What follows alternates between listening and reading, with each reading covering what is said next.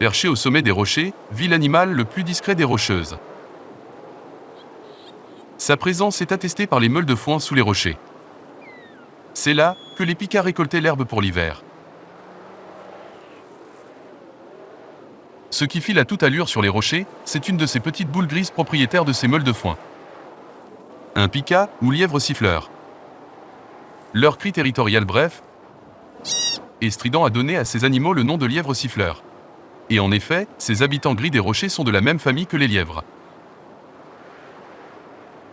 Si, à ce moment-là, le pika n'avait pas besoin de nettoyer son épais pelage et de reprendre son souffle après avoir couru, nous n'aurions guère l'occasion de voir l'animal assis plus de 2 secondes au même endroit.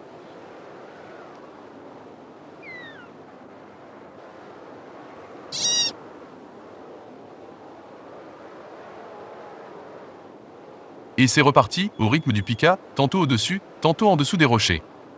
L'œil n'a guère la possibilité de cerner le petit animal. Grâce à sa rapidité et à son pelage gris, le lièvre siffleur est parfaitement camouflé.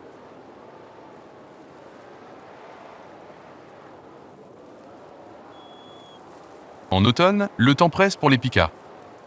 Ils doivent faire des provisions pour l'hiver. Il semblerait que les animaux sachent exactement quelles sont les herbes qui conviennent le mieux comme provisions sèches.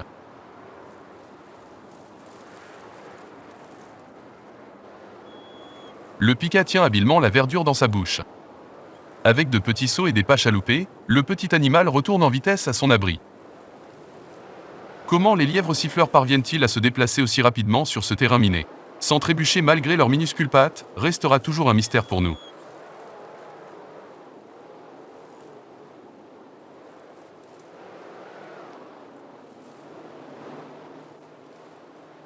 La verdure fraîche est simplement jetée sur le tas. Et en guise de récompense, le lièvre siffleur va chercher une feuille sèche dans la réserve.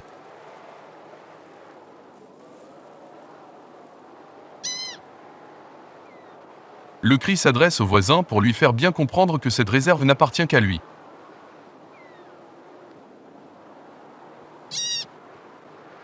Le fait que les minuscules lièvres siffleurs survivent au long hiver à plus de 2000 mètres d'altitude est étonnant. Car tous les autres animaux, à l'exception des chèvres des neiges, fuient l'hiver vers des altitudes plus basses, ou dorment pendant les 7 mois de neige et de glace. Il est probable que les lièvres siffleurs ne souffrent nullement de l'hiver. Ils sont tapis sous une couche de neige épaisse et isolante à l'abri du vent froid et du gel glacial. Et au milieu de leur tas de provisions se nourrissent et se reposent de leur inlassable travail de collecte de l'été.